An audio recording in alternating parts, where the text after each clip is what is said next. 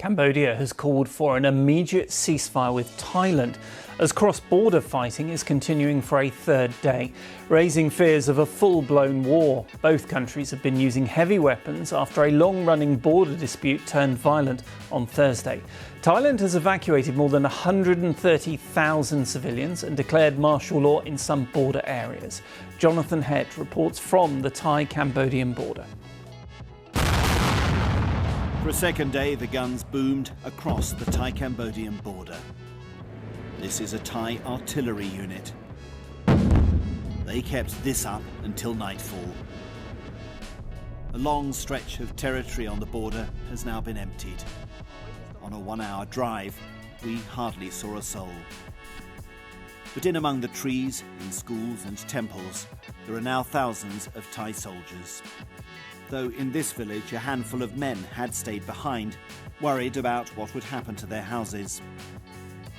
And nearly all the villages right along this border for hundreds of kilometres have been evacuated. But for those who've chosen to stay to look after their homes or their livestock, these rudimentary shelters have been built to protect them from Cambodian rockets. And there have been almost constant artillery exchanges throughout the morning, both outgoing from here and coming back from the other side.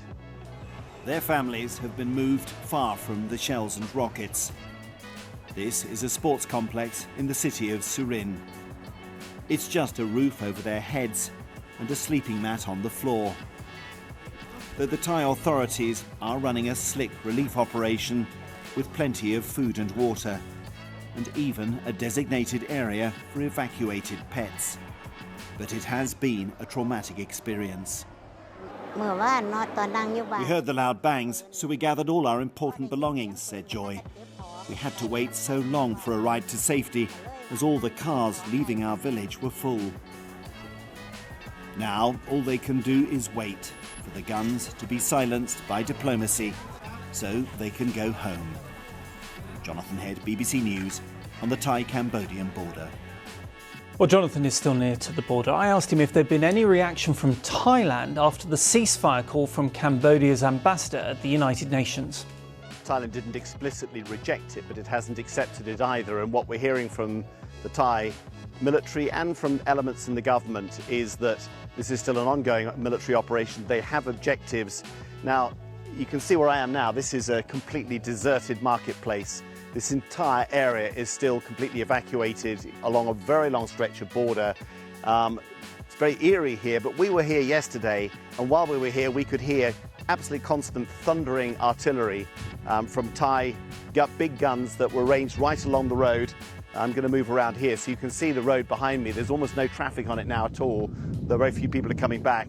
Those guns were positioned for a very long way along the road, firing that way into Cambodia, which is about 5-6 miles away. And today it's completely silent. We're not hearing any guns at all.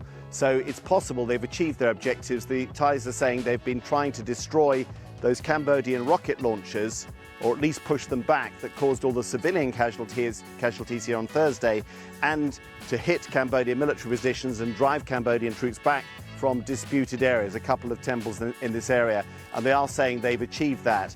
Of course, there is now fighting in another part of the border, a long way from here, down in the southernmost part of their border, where the Thai Navy's been involved. It says also it's been pushing Cambodian forces back. So Thailand still feels this is an unfinished military operation. They have objectives. There's a lot of anger here about the civilian casualties. From Cambodia's call for a ceasefire, it seems they are ready to stop. At the moment, it's quiet here, but there isn't any sign of an end to military activity. Are we likely to see diplomatic efforts from the other countries in the region?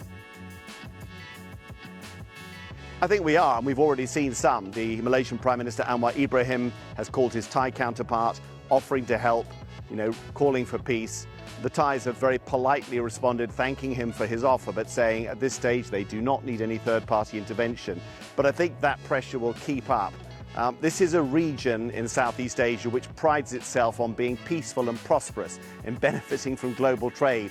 And the members of the Association of Southeast Asian Nations usually scrupulously avoid any conflicts getting out of hand between them. So this is very uncomfortable for this region, and the other countries in the region will be putting pressure on them.